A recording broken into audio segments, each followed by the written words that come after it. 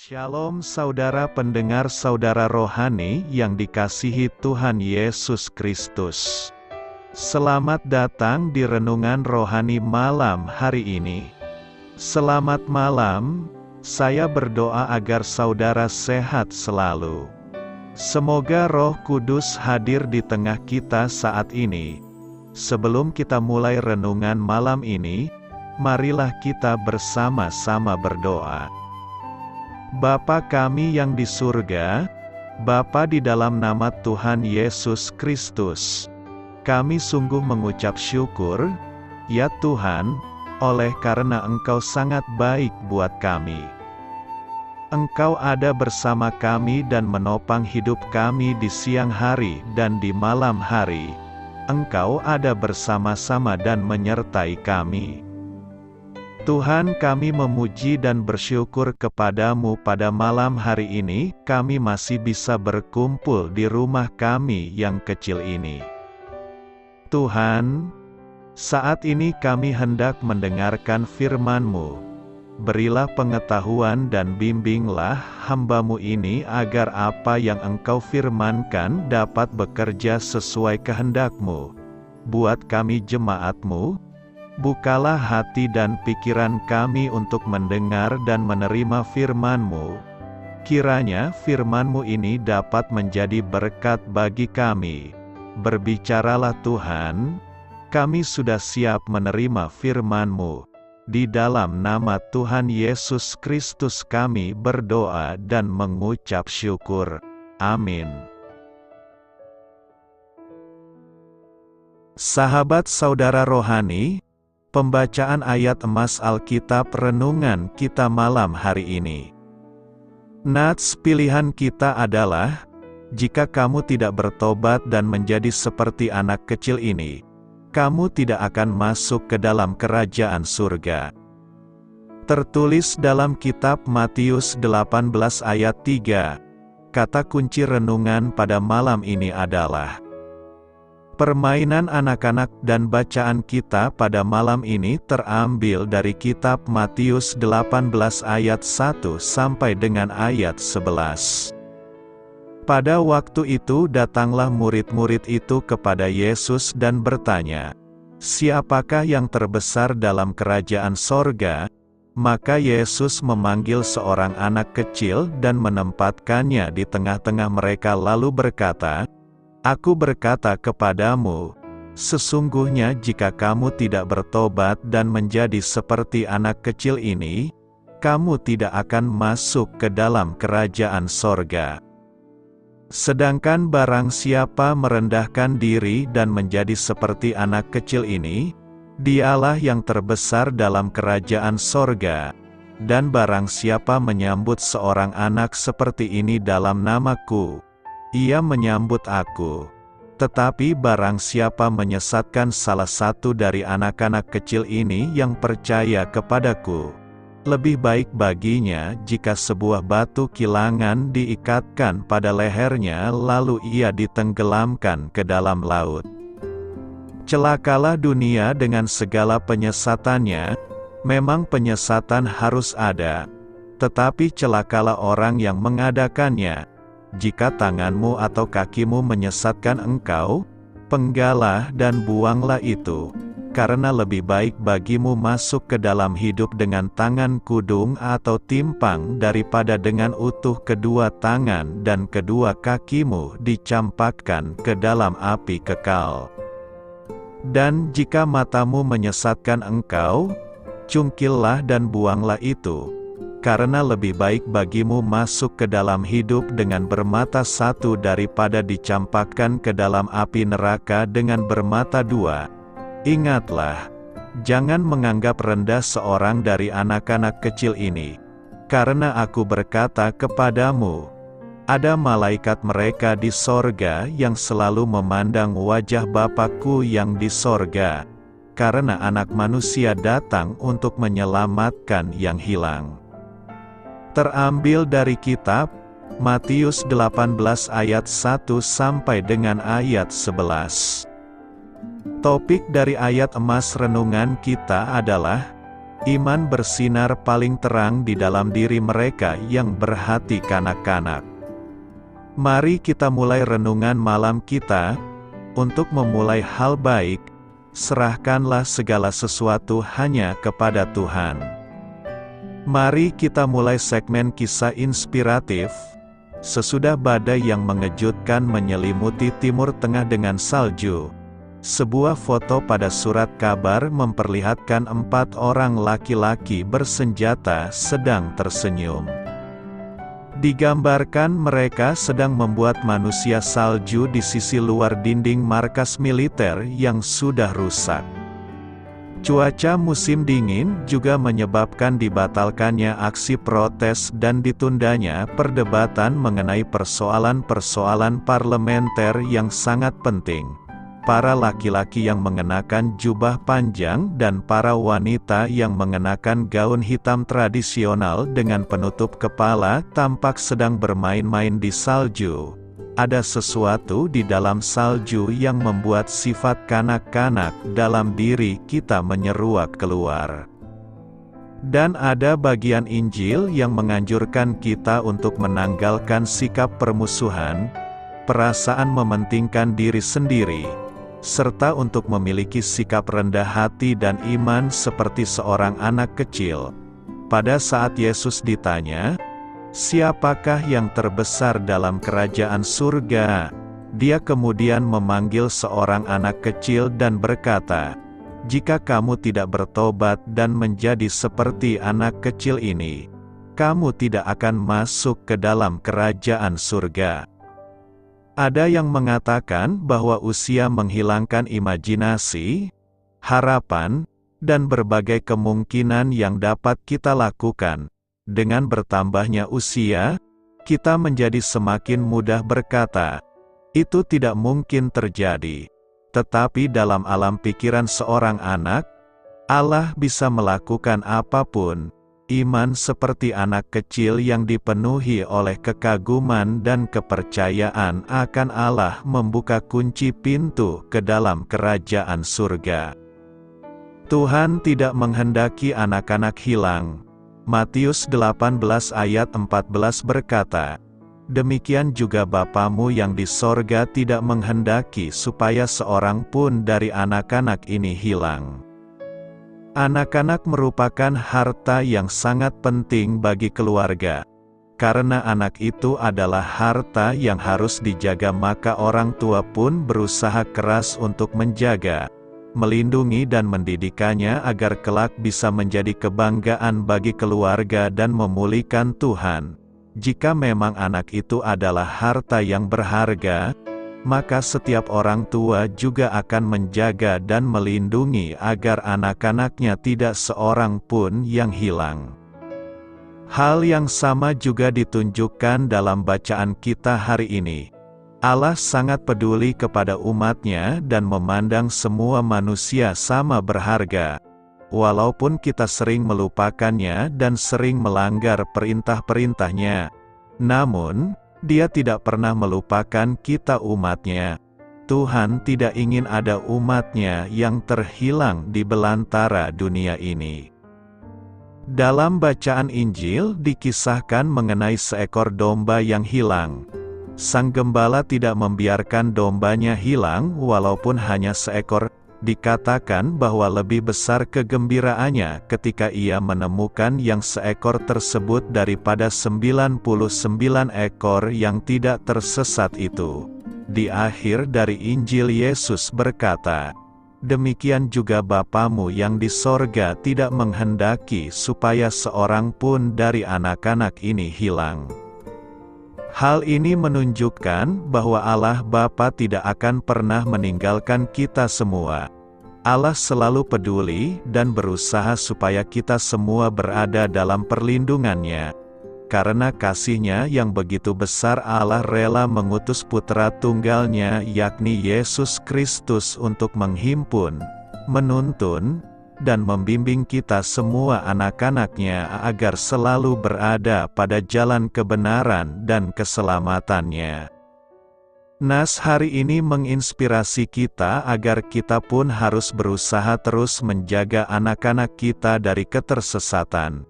Kita harus berjuang memberitakan kabar baik kepada anak-anak kita. Mengapa? Setidaknya ada 3 alasan yang dikemukakan tentang pentingnya mengabarkan Injil kepada anak-anak, yaitu: pertama, karena anak-anak membutuhkan Injil. Belakangan ini muncul isu tentang perlindungan anak yang terus-menerus diperbincangkan semenjak terkuaknya peristiwa pelecehan seksual terhadap anak TK di Jakarta International School pada April tahun 2014 lalu. Hari-hari ini kita terus dikejutkan dengan berbagai berita pelecehan seksual terhadap anak-anak di berbagai daerah. Isu tentang anak menjadi korban, entah itu korban pelecehan seksual, korban perang, korban kemiskinan dan lainnya, masih menjadi persoalan yang belum terselesaikan. Bagaimana kondisi anak-anak di dunia dewasa ini? Anak-anak merupakan kelompok manusia yang paling besar di dunia dan memiliki kebutuhan yang paling besar untuk diperhatikan. Anak-anak usia 15 tahun ke bawah mencapai 2 miliar atau sepertiga jumlah penduduk dunia yang kini diperkirakan 5 miliar. Di negara berkembang anak-anak bahkan berpopulasi setengah dari seluruh jumlah penduduk.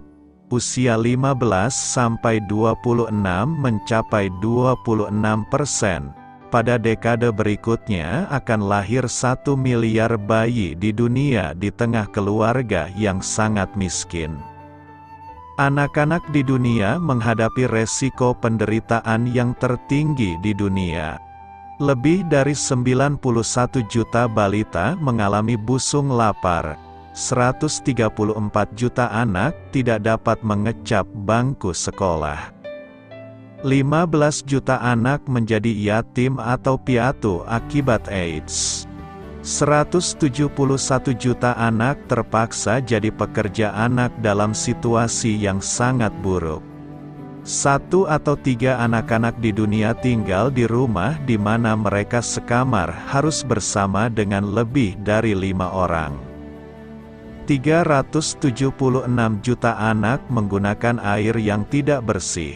Anak-anak juga merupakan korban terbesar dalam perdagangan manusia untuk tujuan prostitusi, pekerja paksa, pornografi, perang dan transplantasi organ. Anak-anak juga menghadapi penderitaan secara rohani. Perkembangan zaman dalam segala aspek telah membuat anak-anak kehilangan arah kepada jalan yang benar. Mereka dipengaruhi oleh berbagai ajaran yang menyesatkan melalui TV. Orang tua zaman sekarang kurang perhatian kepada anak dibandingkan pada masa yang lalu. Kesibukan dan persaingan hidup membuat keluarga lebih fokus pada kesuksesan finansial daripada keutuhan keluarga dan persekutuan dengan anak-anak, sehingga anak-anak banyak yang menjadi korban konsumerisme, narkoba, dan pergaulan bebas akibat kehausan akan kasih sayang orang tua.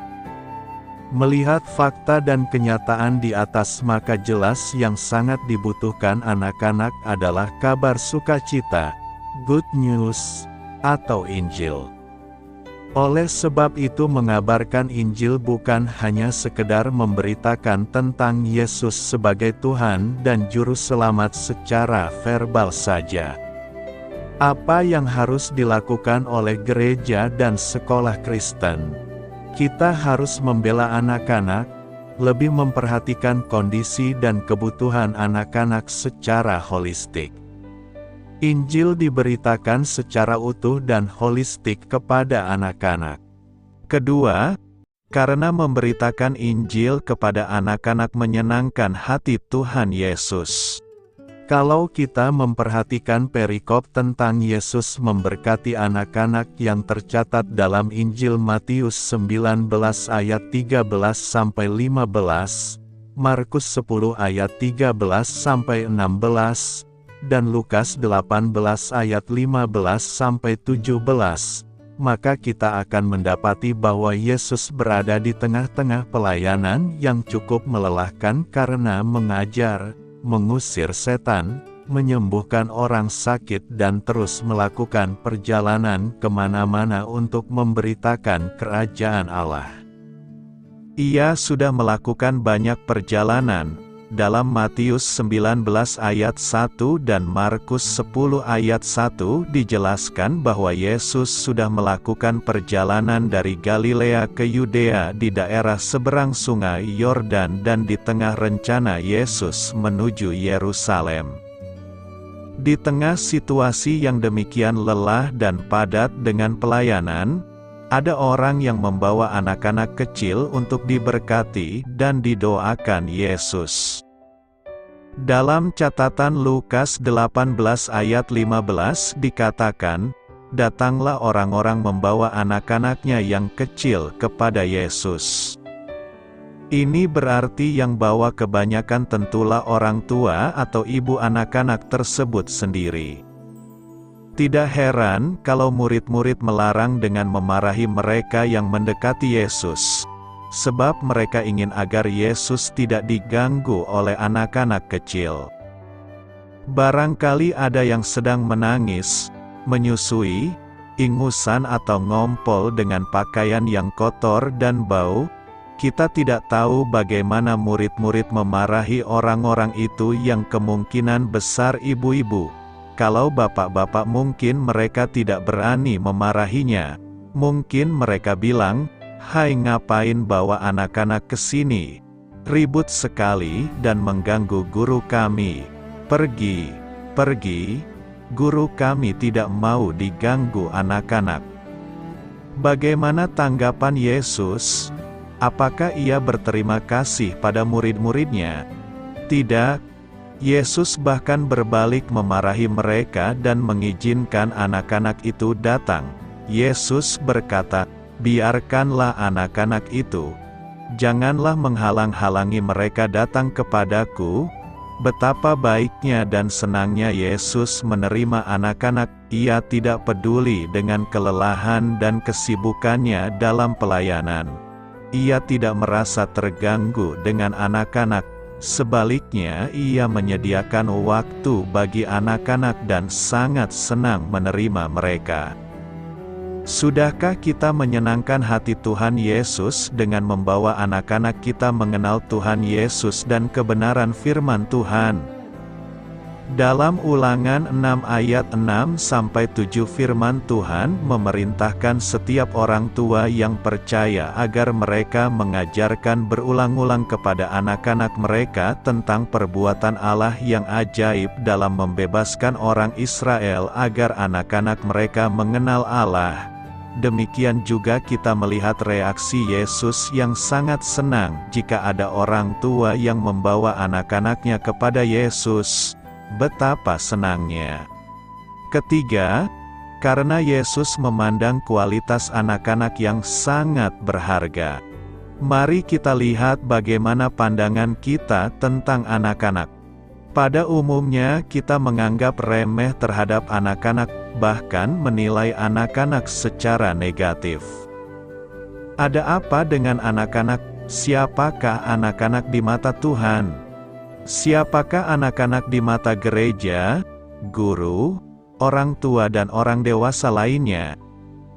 Apa kesan pertama ketika kita menyebutkan kata anak-anak? Apakah hubungan anak-anak dengan penginjilan? Sudahkah kita menilai anak-anak kita dengan tepat seperti Tuhan kita Yesus Kristus?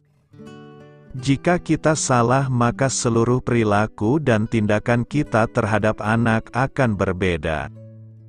Misalnya, jika kita anggap anak-anak tidak bisa mengerti apa-apa dan tidak perlu tahu tentang Injil, cukup serahkan saja pada guru sekolah minggu, maka kemungkinan kita tidak akan tahu dengan tepat apakah anak-anak kita sudah lahir baru, sudah diselamatkan atau belum. Cobalah ambil waktu bertanya kepada anak-anak kita tentang keselamatan mereka.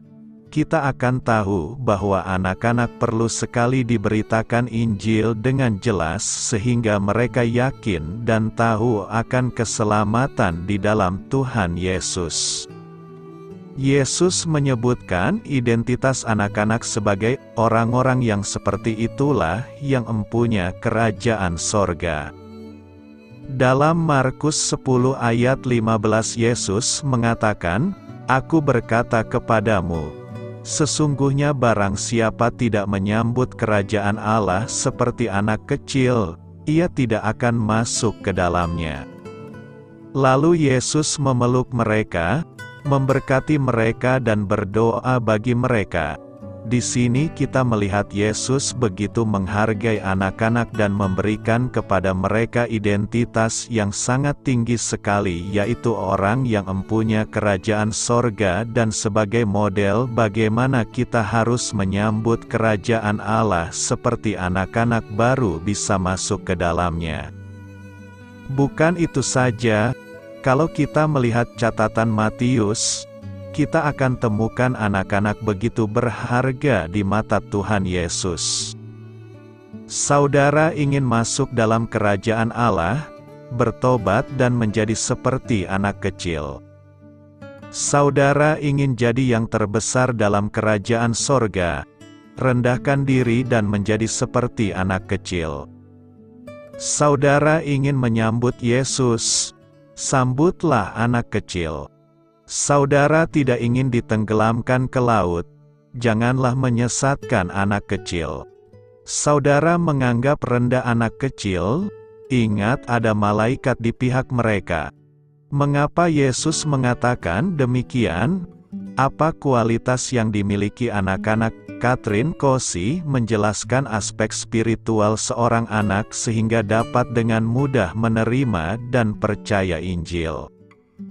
Anak-anak harus menjadi bagian dari jangkauan amanat agung Tuhan Yesus bagi kita dan gereja.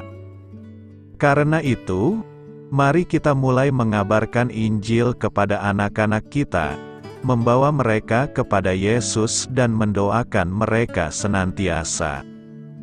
Dengan membawa anak-anak kita kepada Tuhan, kiranya data-data tentang anak-anak yang memprihatinkan pada pendahuluan tadi akan berkurang karena keterlibatan kita. Kita harus yakin bahwa jika kita sungguh-sungguh memberitakan Injil, pasti anak kita akan menerima Yesus dan keselamatan.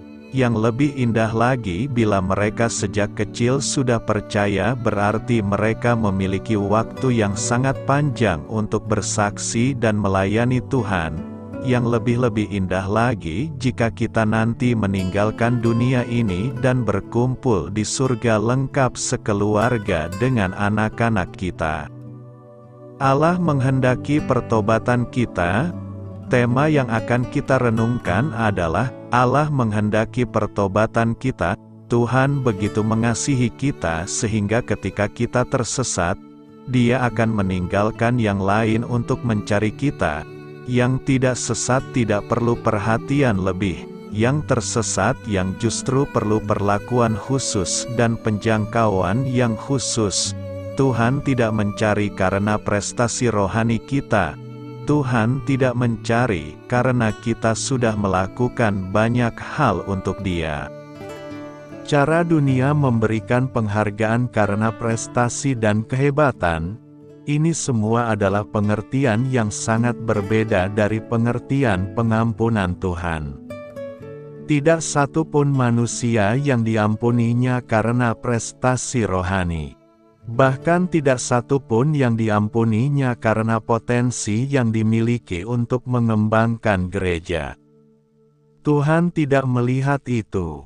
Tuhan hanya melihat salah satu domba yang dikasihinya sedang tersesat. Domba itulah yang dicari dan dibawanya pulang. Pertanyaan kita sekarang adalah mengapa kita tersesat? Ada beberapa faktor yang membuat kita tersesat, seperti: pertama, karena pekerjaan para gembala palsu. Gembala palsu ini adalah orang-orang upahan yang hanya mau cari keuntungan pribadi. Mereka orang-orang yang sangat jahat. setan yang menyamar menjadi pelayan Kristus. Mereka menyesatkan jemaat Kristus dengan khotbah-khotbah mimpi mereka, dengan kalimat-kalimat janji yang hanya memuaskan hawa nafsu dan keserakahan manusia. Mereka adalah utusan iblis di dalam gereja Tuhan yang membuat para domba tersesat dan menjauh dari kebenaran Tuhan. Kedua, karena dia lebih memilih untuk mendengarkan dirinya sendiri dan menolak firman Tuhan, merasa diri lebih pintar dari Tuhan dan merasa tidak memerlukan Tuhan. Domba Tuhan juga disesatkan karena hawa nafsunya dan keberdosaan yang membelenggu dan memperbudak dia.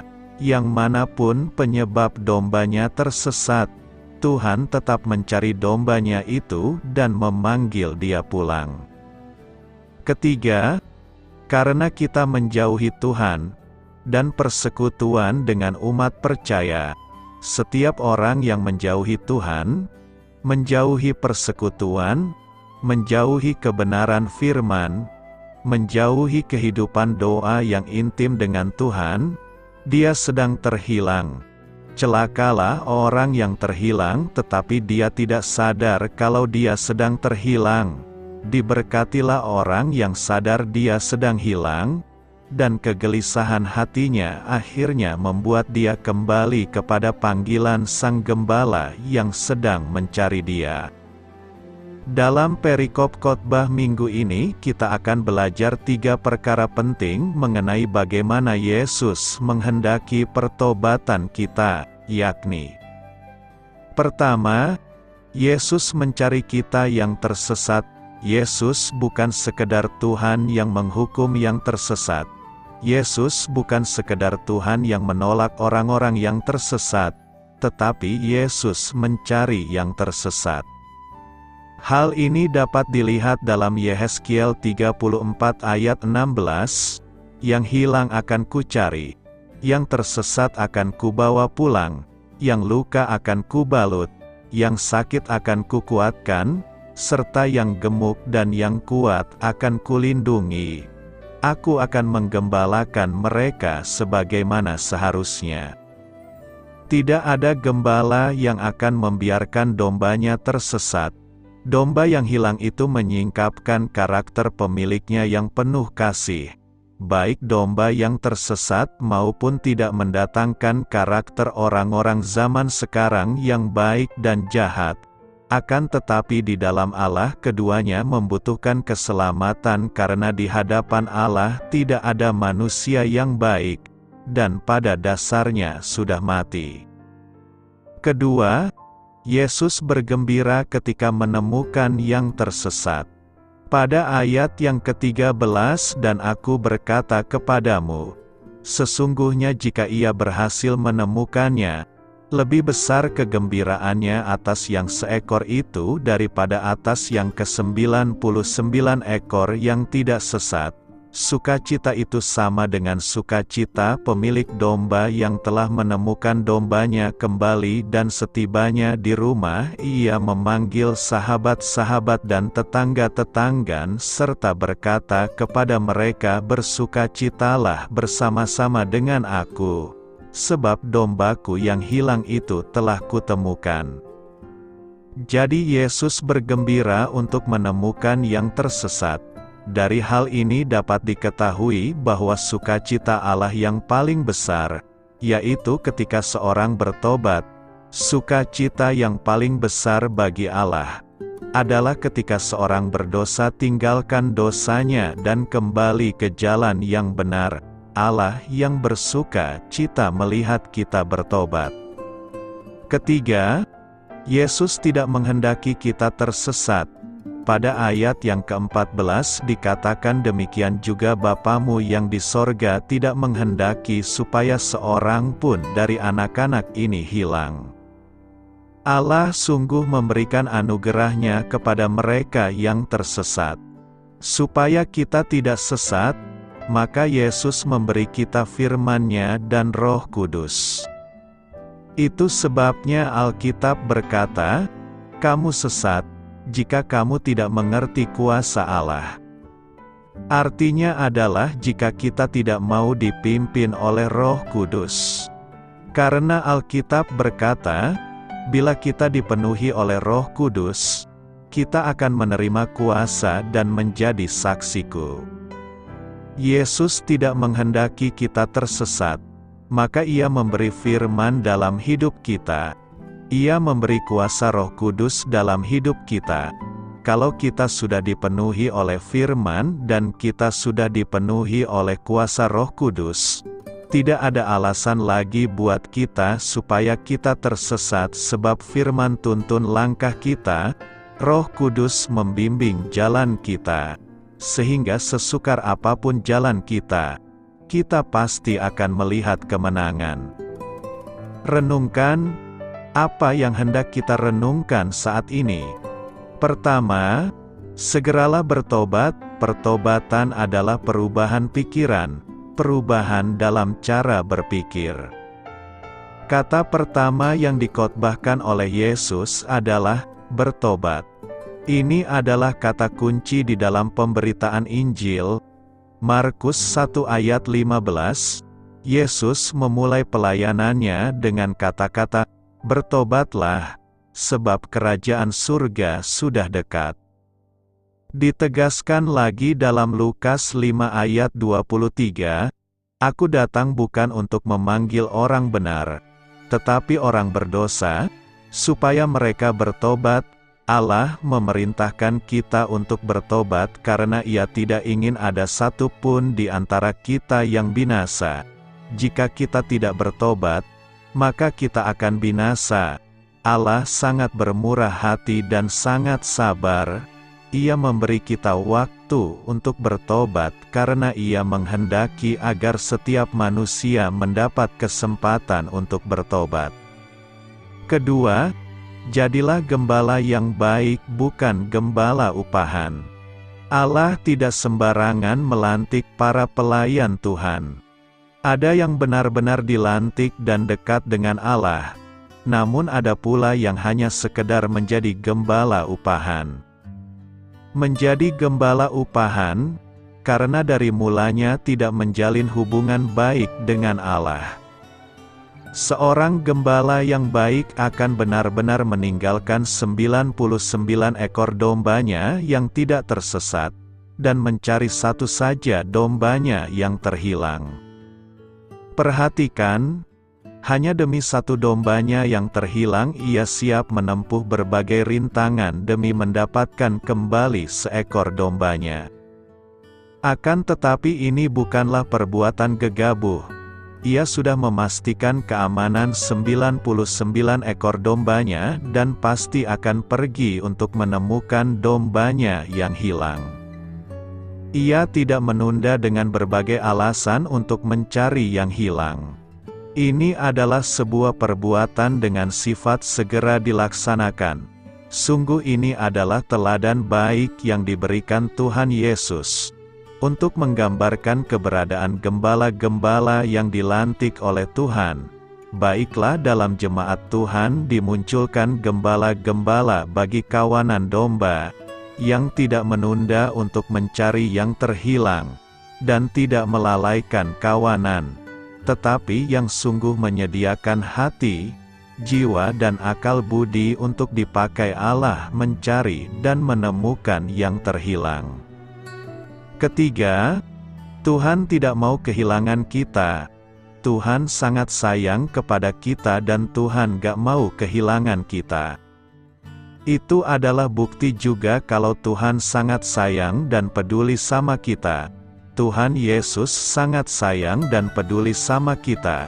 Buktinya Tuhan mencari kita dombanya yang tersesat. Siapalah kita sehingga Dia mencari kita yang tersesat dan dibawa pulang ke rumahnya untuk menikmati segala berkat dan karunia-Nya. Karena itu, Allah menghendaki pertobatan kita dan kembali ke jalannya yang benar agar kita memperoleh keselamatan kekal. Apakah Alkitab memerintah kita untuk beriman seperti anak kecil? Sudah cukup jelas bahwa iman adalah pokok dari kehidupan Kristen. Iman didukung di sepanjang Alkitab dan digambarkan sebagai keharusan. Karena, tanpa iman tidak mungkin orang berkenan kepada Allah. Keseluruhan Ibrani pasal 11 membahas iman dan tokoh-tokoh yang terkenal beriman. Iman adalah karunia dari Allah. Sebagaimana diajarkan dalam Efesus 2 ayat 8-9 berkata, bukan sesuatu yang dapat kita hadirkan sendiri. Setiap orang Kristen telah menerima karunia iman dari Allah. Dan iman adalah bagian dari perlengkapan senjata Allah. Perisai yang kita gunakan untuk menangkis panah api dari si jahat. Alkitab tidak pernah menyuruh kita untuk beriman layaknya anak kecil secara harafiah. Di dalam Matius 18 ayat 3 Yesus berkata bahwa kita harus menjadi seperti anak kecil, jika ingin masuk kerajaan Allah. Konteks pernyataan Yesus ini adalah pertanyaan para muridnya, siapakah yang terbesar dalam kerajaan sorga?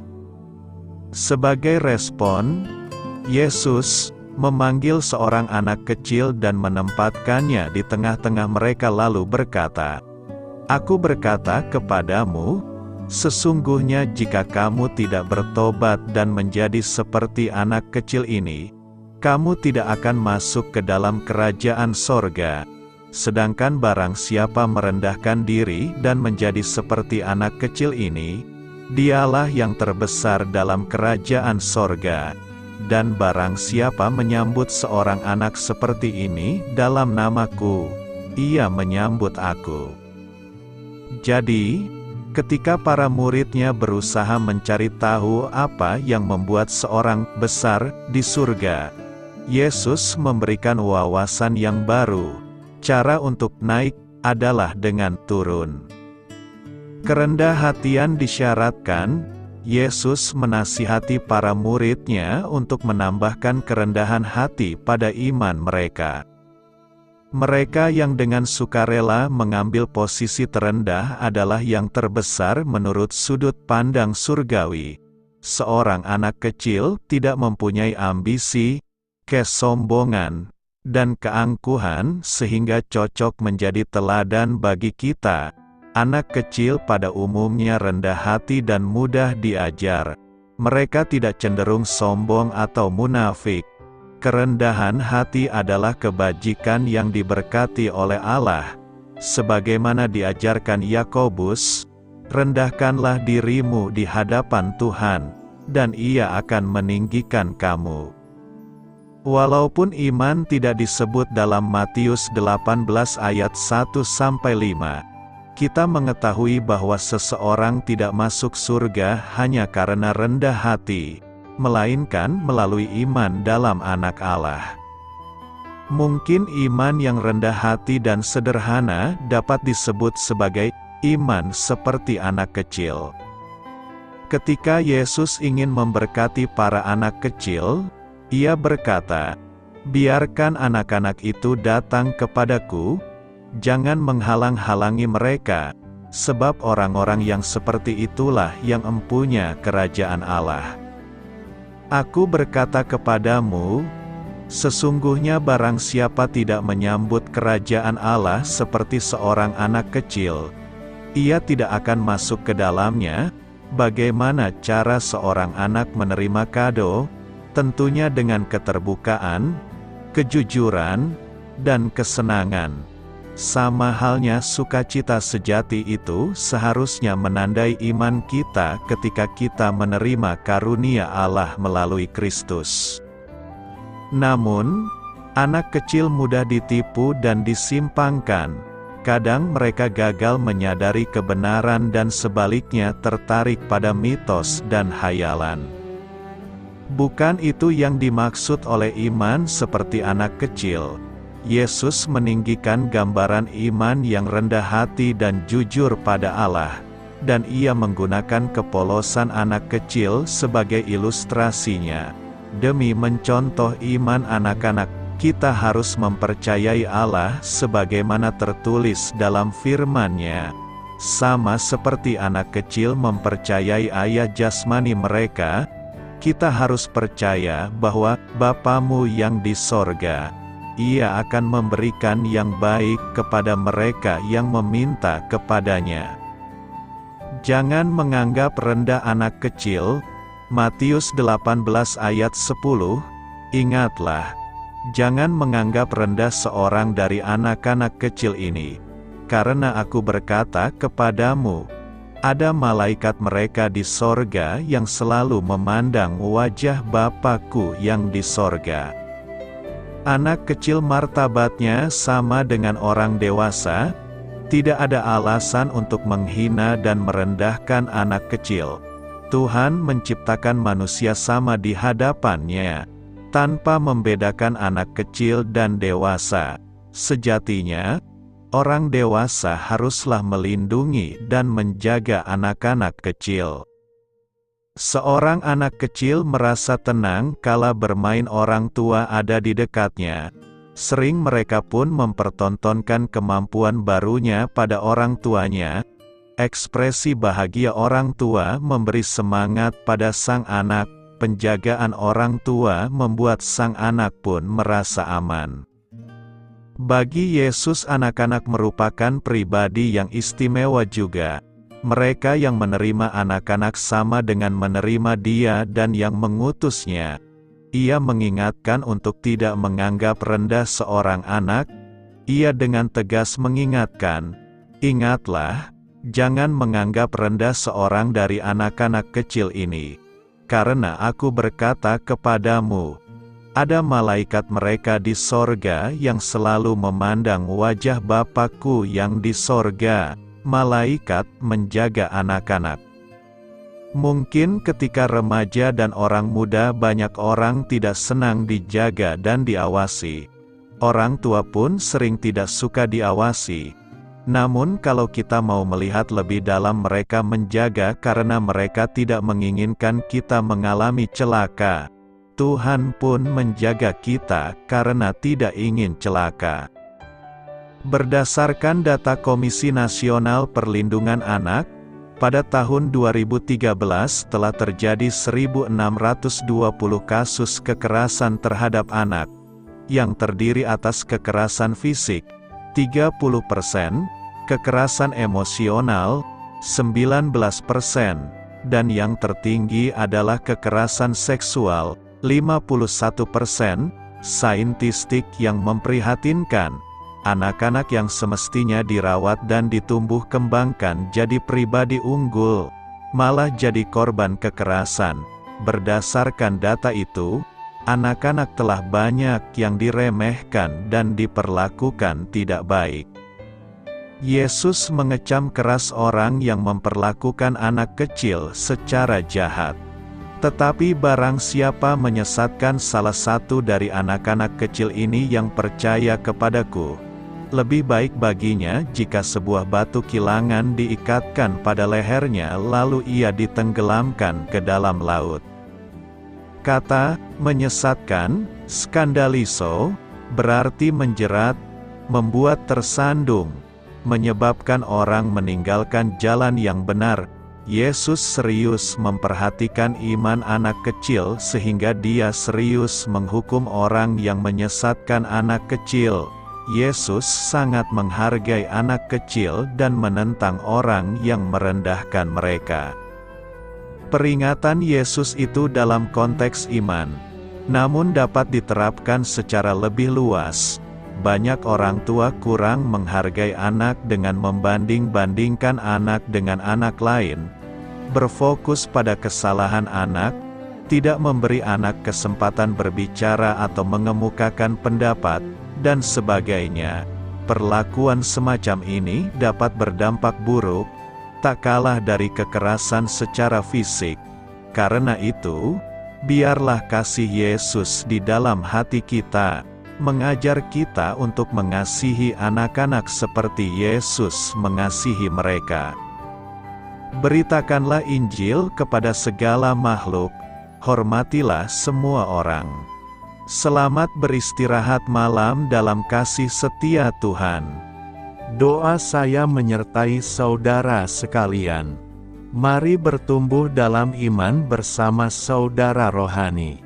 Saya memberkati Anda agar sewaktu Anda mencarinya dari Dia, Bapa Surgawi Anda akan memberikan bagi Anda roti harian Anda, dalam nama Yesus Kristus. Tuhan yang berkuasa atas alam semesta dan menuntun kita kepada iman yang menyelamatkan. Tuhan Yesus menyertai senantiasa. Terima kasih sudah berkenan mendengarkan renungan malam saudara rohani. Tuhan memberkati. Amin.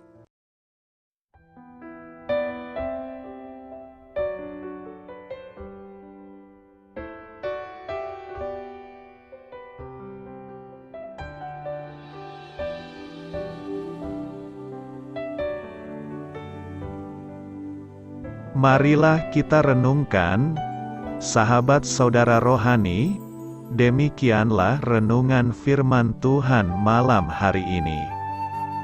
Semoga menjadi berkat di dalam hidup kita dan menjadikan kita pribadi yang lebih baik. Sebelum kita beristirahat pada malam hari ini, marilah kita berdoa. Bapa kami yang di surga, Bapa di dalam nama Tuhan Yesus Kristus, kami sungguh mengucap syukur, ya Tuhan, oleh karena Engkau sangat baik buat kami. Engkau ada bersama kami dan menopang hidup kami di siang hari dan di malam hari. Engkau ada bersama-sama dan menyertai kami, ya Tuhan Yesus. Kami mengucap syukur untuk firman-Mu, ya Tuhan, yang memberikan kami kekuatan dan menyadarkan kami bahwa kami tidak perlu takut dengan gelap dan malam. Sebab Tuhan, Engkau ada bersama kami. Engkau melindungi kami dan menjadi perisai bagi kami hamba-Mu berdoa saat ini. Tuhan, untuk setiap pendengar renungan ini yang mengalami ketakutan, kecemasan, kegelisahan, pada situasi gelap dan malam hari di dalam nama Tuhan Yesus Kristus. Kuasa Tuhan melepaskan mereka dari segala ikatan roh-roh ketakutan yang mengikat mereka saat ini. Tuhan melepaskan setiap anak-anak-Mu dari segala rasa takut dan kecemasan. Di dalam nama Tuhan Yesus segala kuasa-kuasa roh jahat, kuasa setan iblis yang mengganggu anak-anak-Mu, ya Tuhan, tolong hancurkan dan halaukan dengan kuasa-Mu. Dalam nama Tuhan Yesus Kristus, berkati setiap kami anak-anak-Mu, ya Tuhan, dan lindungilah kami aman di dalam Engkau. Ya Tuhan, penuhilah setiap hati kami dengan keberanian, damai sejahtera, dan sukacita serta ketenangan yang dari Tuhan. Berkati kami di malam hari ini, saat kami tidur dan beristirahat. Kuasa-Mu, ya Tuhan, menaungi setiap kami, memberkati dan melindungi kami.